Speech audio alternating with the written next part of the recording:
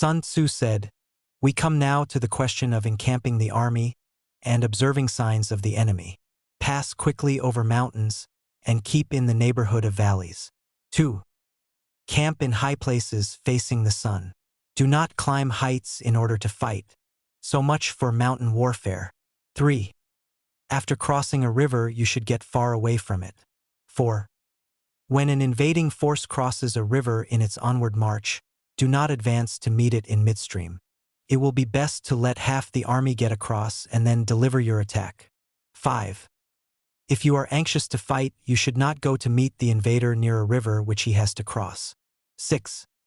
Moor your craft higher up than the enemy and facing the sun. Do not move upstream to meet the enemy. So much for river warfare. 7. In crossing salt marshes, your sole concern should be to get over them quickly, without any delay. If forced to fight in a salt marsh, you should have water and grass near you, and get your back to a clump of trees. So much for operations in salt marshes. 9. In dry, level country, take up an easily accessible position with rising ground to your right and on your rear, so that the danger may be in front and safety lie behind. So much for campaigning in flat country. 10. These are the 4 useful branches of military knowledge which enabled the Yellow Emperor to vanquish 4 several sovereigns. 11. All armies prefer high ground to low, and sunny places to dark. 12. If you are careful of your men, and camp on hard ground, the army will be free from disease of every kind, and will spell victory. 13. When you come to a hill or a bank, occupy the sunny side with the slope on your right rear. Thus you will at once act for the benefit of your soldiers and utilize the natural advantages of the ground. 14. When, in consequence of heavy rains up country, a river which you wish to ford is swollen and flecked with foam, you must wait until it subsides. 15. Country in which there are precipitous cliffs with torrents running between, deep natural hollows, confined places, tangled thickets, quagmires and crevasses, should be left with all possible speed and not approached. 16. While we keep away from such places, we should get the enemy to approach them. While we face them, we should let the enemy have them on his rear. 17. If in the neighborhood of your camp there should be any hilly country, ponds surrounded by aquatic grass, hollow basins filled with reeds, or woods with thick undergrowth, they must be carefully routed out and searched. For these are places where men in ambush or insidious spies are likely to be lurking. 18. When the enemy is close at hand and remains quiet, he is relying on the natural strength of his position. 19. When he keeps aloof and tries to provoke a battle, he is anxious for the other side to advance. 20. If his place of encampment is easy of access, he is tendering a bait. 21. Movement amongst the trees of a forest shows that the enemy is advancing. The appearance of a number of screens in the midst of thick grass means that the enemy wants to make us suspicious. 22. The rising of birds in their flight is the sign of an ambuscade. Startled beasts indicate that a sudden attack is coming. 23. When there is dust rising in a high column, it is the sign of chariots advancing. When the dust is low but spread over a wide area, it betokens the approach of infantry. When it branches out in different directions, it shows parties have been sent to collect firewood. A few clouds of dust moving to and fro signify that the army is encamping. 24. Humble words and increased preparations are signs that the enemy is about to advance. Violent language and driving forward as if to the attack are signs that he will retreat. 25. When the light chariots come out first and take up a position on the wings, it is a sign that the enemy is forming for battle. 26. Peace proposals unaccompanied by a sworn covenant indicate a plot. 27. When there is much running about and the soldiers fall into rank, it means that the critical moment has come. 28. When some are seen advancing and some retreating, it is a lure. 29. When the soldiers stand leaning on their spears, they are faint from want of food. 30. If those who are sent to draw water begin by drinking themselves, the army is suffering from thirst. 31. If the enemy sees an advantage to be gained and makes no effort to secure it, the soldiers are exhausted. 32. If birds gather on any spot, it is unoccupied. Clamor by night betokens nervousness. 33. If there is disturbance in the camp, the general's authority is weak. If the banners and flags are shifted about, sedition is afoot. If the officers are angry, it means that the men are weary. 34. When an army feeds its horses with grain and kills its cattle for food, and when the men do not hang their cooking pots over the campfires, showing that they will not return to their tents, you may know that they are determined to fight to the death. 35. The sight of men whispering together in small knots or speaking in subdued tones points to disaffection amongst the rank and file. 36. Too frequent rewards signify that the enemy is at the end of his resources.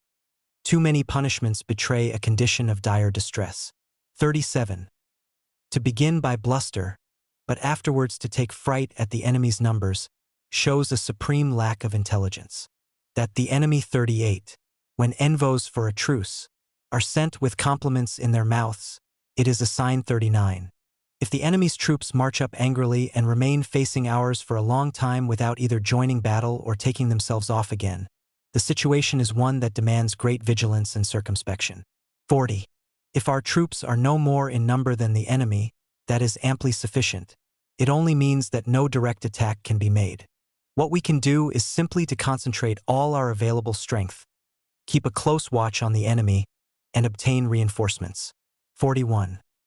He who exercises no forethought but makes light of his opponents is sure to be captured by them. 42. If saltires are punished before they have grown attached to you, they will not prove submissive, and, unless submissive, then will be practically useless. If, when the soldiers have become attached to you, punishments are not enforced, they will still be useless. 43. Therefore soldiers must be treated in the first instance with humanity, but kept under control by means of iron discipline. This is a certain road to victory. 44. If in training soldiers commands are habitually enforced, the army will be well disciplined. If not, its discipline will be bad. 45. If a general shows confidence in his men but always insists on his orders being obeyed, the gain will be mutual. Terrain 1. Sun Tzu said, "We may distinguish 6 kinds of terrain, to wit, 1. Accessible ground, 2. Entangling ground, 3. Temporizing ground, 4. Narrow passes, 5. Precipitous heights, 6. Positions at a great distance from the enemy. 2. Ground which can be freely traversed by both sides is called accessible. 3. With regard to ground of this nature, be before the enemy in occupying the raised and sunny spots, and carefully guard your line of supplies. Then you will be able to fight with advantage. 4. Ground which can be abandoned but is hard to reoccupy is called entangling. 5. From a position of this sort, if the enemy is unprepared, you may sally forth and defeat him. But if the enemy is prepared for your coming, and you fail to defeat him, then, return being impossible, disaster will ensue. 6. When the position is such that neither side will gain by making the first move, it is called temporizing ground. 7. In a position of this sort, even though the enemy should offer us an attractive bait, it will be advisable not stir forth, but rather to retreat, thus enticing the enemy in his turn. Then, when part of his army has come out, we may deliver our attack with advantage. 8. With regard to narrow passes, if you can occupy them first, let them be strongly garrisoned and await the advent of the enemy. 9. Should the enemy forestall you in occupying a pass, do not go after him if the pass is fully garrisoned, but only if it is weakly garrisoned. 10. With regard to precipitous heights, if you are beforehand with your adversary, you should occupy the raised and sunny spots, and there wait for him to come up. 11. If the enemy has occupied them before you, do not follow him, but retreat and try to entice him away. 12. If you are situated at a great distance from the enemy, and the strength of the 2 armies is equal, it is not easy to provoke a battle, and fighting will be to your disadvantage. 13. These 6 are the principles connected with earth. The general who has attained a responsible post must be careful to study them. 14. Now an army is exposed to 6 several calamities, not arising from natural causes, but from faults for which the general is responsible. These are 1. Flight, 2. Insubordination, 3. Collapse, 4. ruin.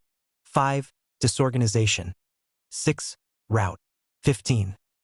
Other conditions being equal, if one force is hurled against another 10 times its size, the result will be the flight of the former. 16. When the common soldiers are too strong and their officers too weak, the result is insubordination. When the officers are too strong and the common soldiers too weak, the result is collapse. 17. When the higher officers are angry and insubordinate, and on meeting,